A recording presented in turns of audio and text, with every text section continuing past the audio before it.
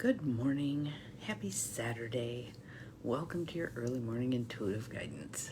I'm Dr. Bonnie Nussbaum, here with some words of wisdom to get us thinking today, moving forward. So we'll give it a minute as everybody starts to pop on. There's Gwen. Good morning, Gwen. Glad you're here. Welcome, welcome. We'll wait until your practical rebel peers join you.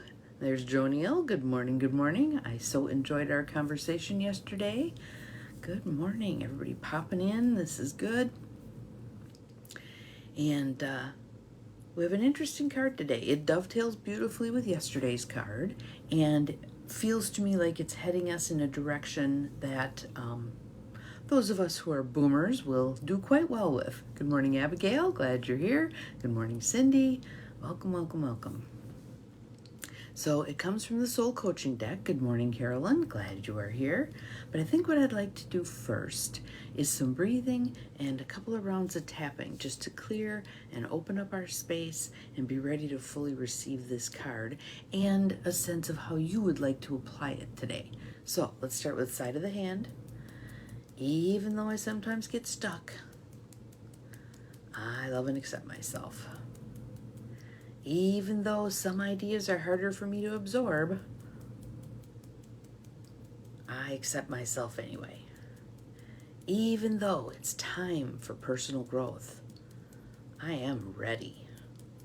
All right, good morning. Good morning, Mel. Good morning. Inside corner of the eyebrows. Oh, this one's out of stock? Okay, gotcha. All right, outside corner of the eyes. Soul coaching. That's what we're doing today. Soul coaching. Under the eyes. Feeling our place in the practical rebel universe. Under the nose. Focusing on our word today. Under the mouth, which is impeccability.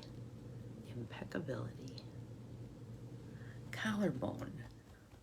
Opening ourselves to impeccability. Under the arms, keeping our word. Around the crown of the head, only giving our word when we know we're going to keep it. Inside corner of the eyebrows. Outside corner of the eyes, impeccability. Under the eyes, opening to receiving this message. Under the nose, I am open to receive this message. Under the mouth, I am ready to raise my vibration. Collarbone, I am ready to become a better version of me. Under the arms, I am ready to take impeccably good care of myself. And around the crown of the head, and show up for the world. Breathe in. Breathe out. Breathe in. Breathe out. And one more. Nice deep breath in. And out.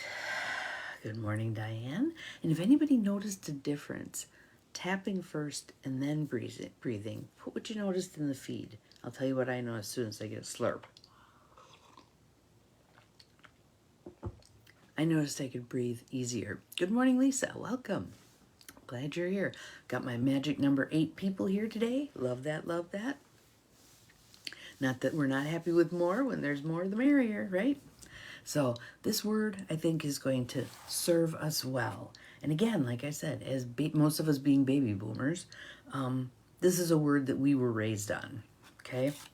Be impeccable in your word, right? Impeccability. Impeccability. And the affirmation is, I am impeccable in my thought, word, and deed. I am impeccable in my thought, word, and deed. We do what we say what we do, we show up. We do the hard stuff. We do the hard stuff. We can do hard things, right?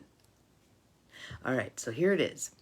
Impeccability, card meaning, Now is the time to be impeccable in your responsibilities, relationships, and home environment. Thank you, Cindy. I appreciate that.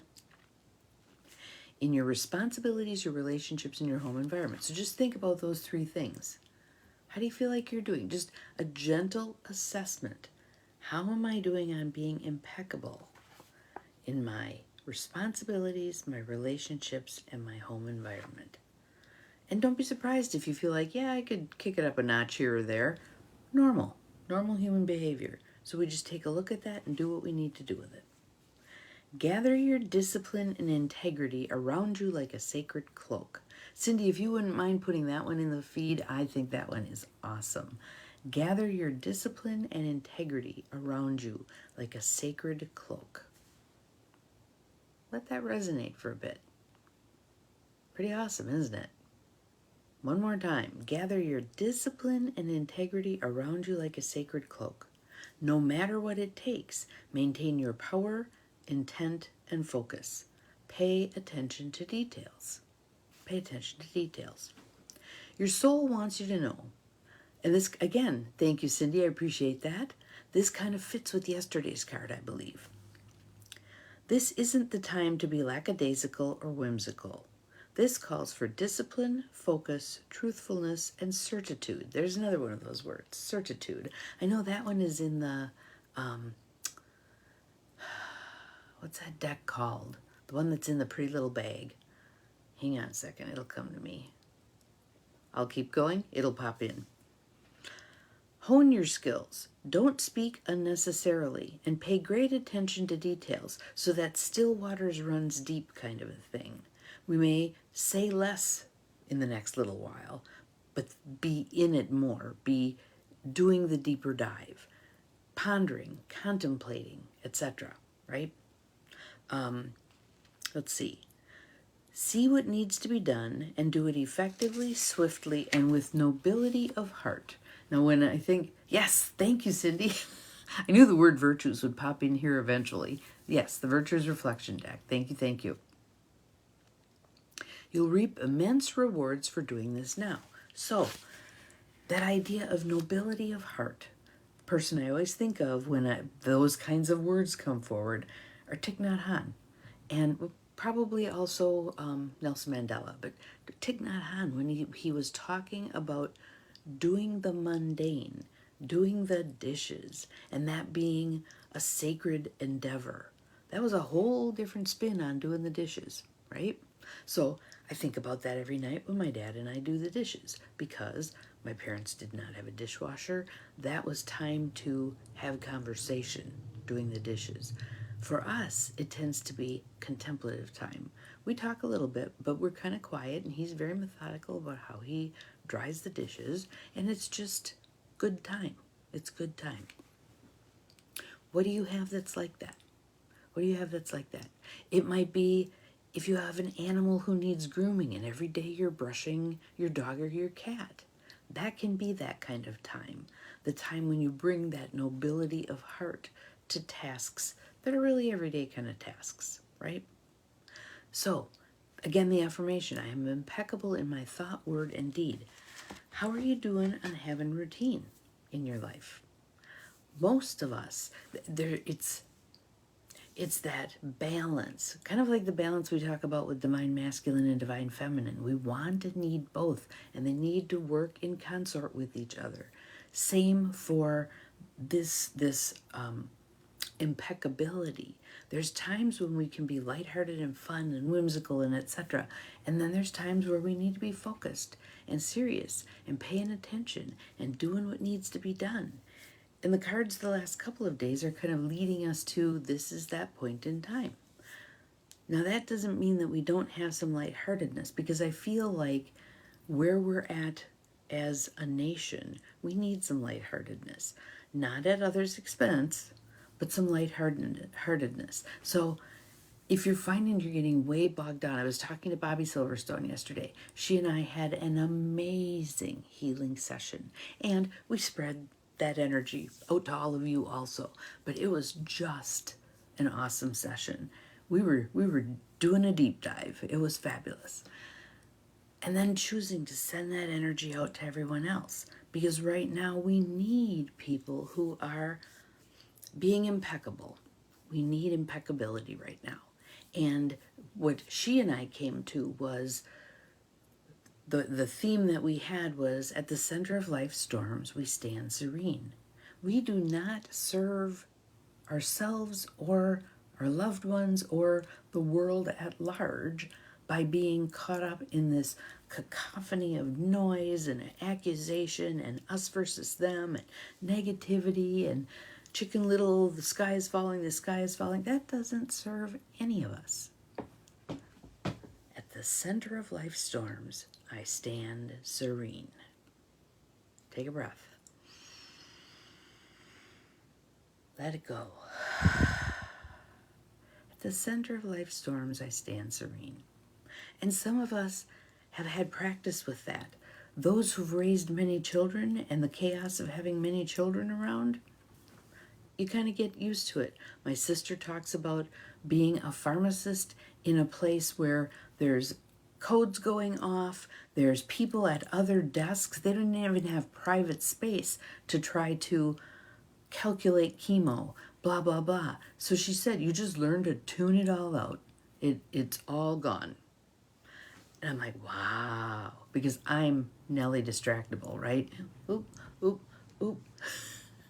So practicing this impeccability, practicing the follow through. If you say you're going to do it, do it. If you can't commit to doing it, don't say you'll do it. Be waffly on the front end. I can't really commit to that right now. Check back with me in a couple of days, or I'll get back to you in a couple of days, or whatever. Don't go along to get along here. Yes, definitely squirrel.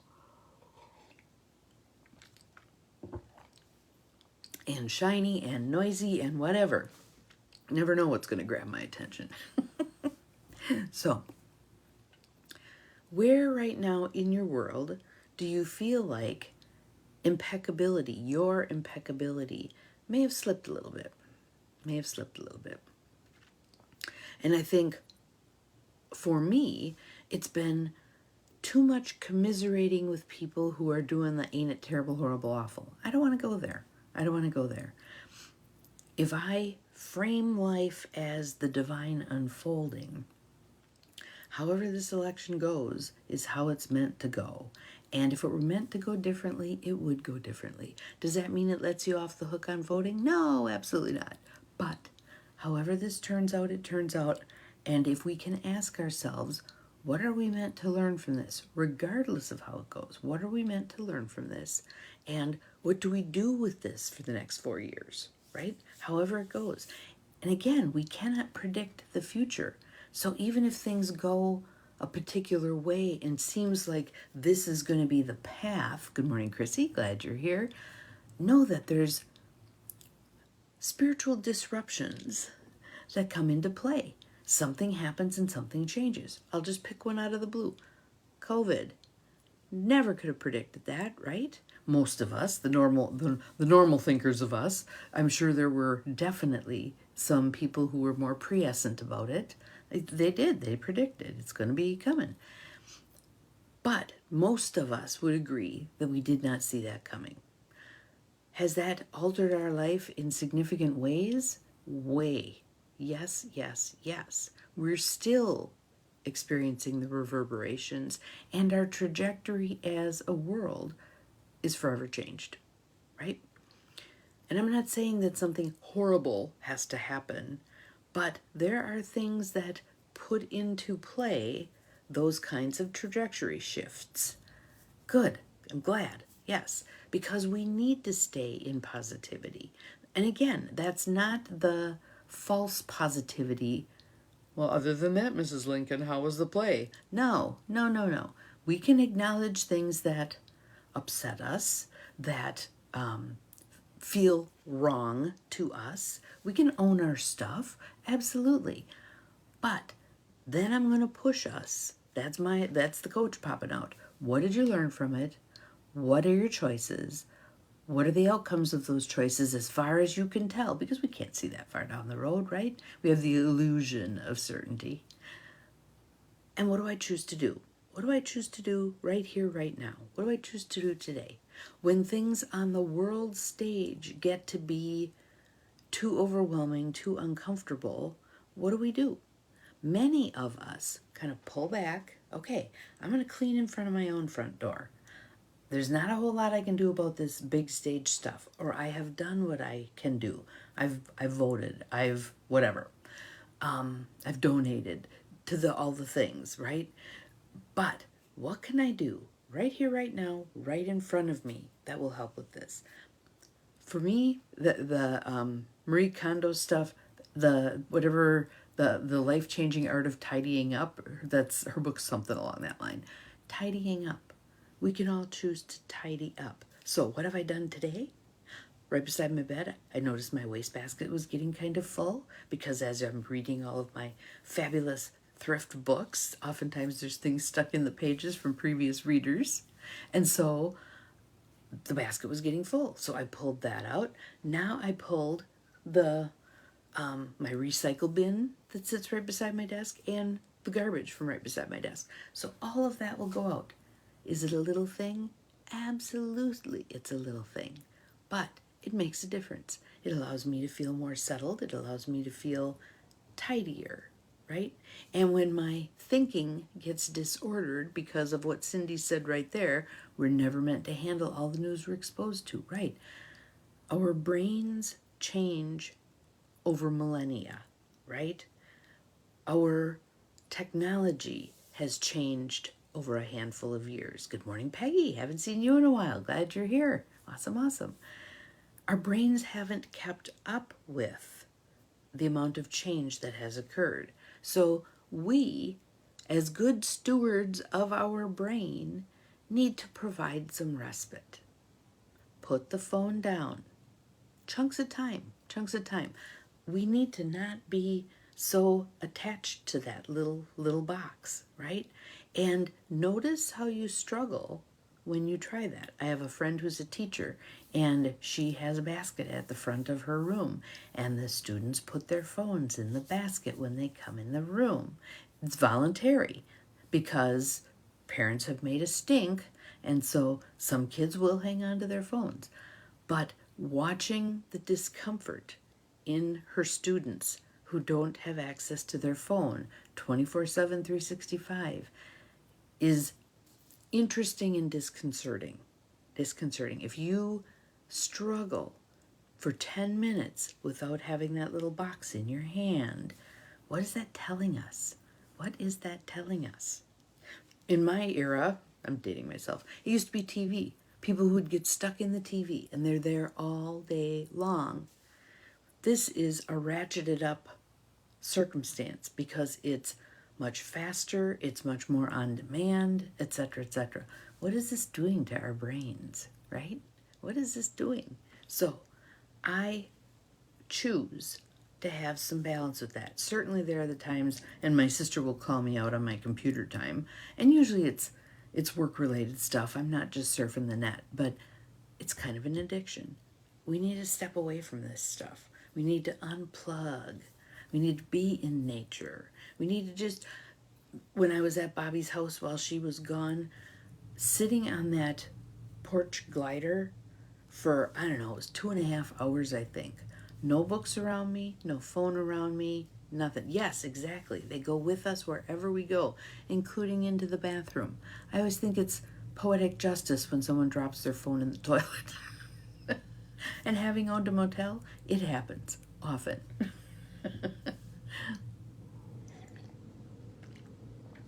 So, how do we make ourselves more present in this world?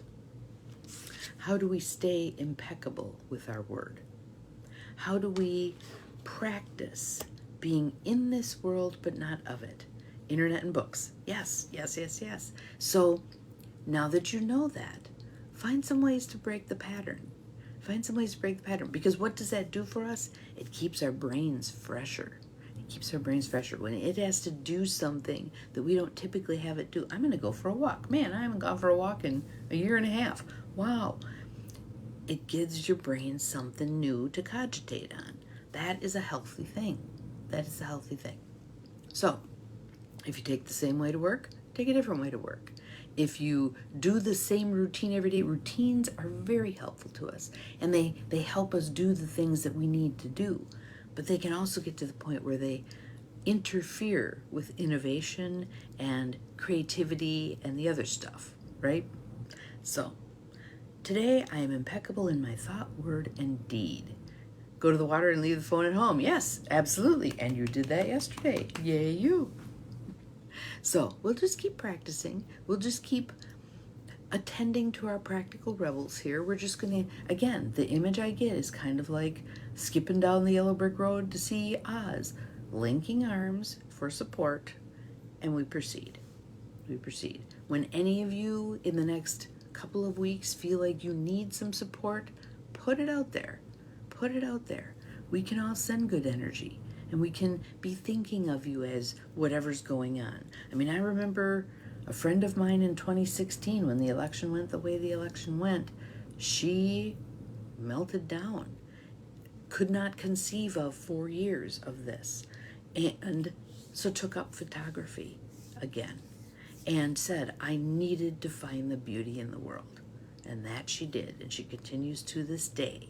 And regardless of how things unfold, regardless of what you believe, regardless of what you think is good or bad, we're all in this together. We are all one. So even those folks who think differently than we do, let's have some grace with them. Let's have, for me, the people who think differently than me, I want to understand where they're coming from and how they got there, and I want the opportunity to tell them where I'm coming from and how I got here, and very clearly state I don't think any of it's perfect. I don't think any of it's perfect. It's all kind of needing a tune-up, in my opinion. But how that tune-up will occur, we'll see. We will see. We can do this one step at a time, arms locked, practical rebels moving forward. So have an awesome day practicing impeccability, and let's see how it goes for you. We'll see you again tomorrow. Remember, you're capable of far more than you think you are. Bye-bye. Grace, grace, grace. Absolutely.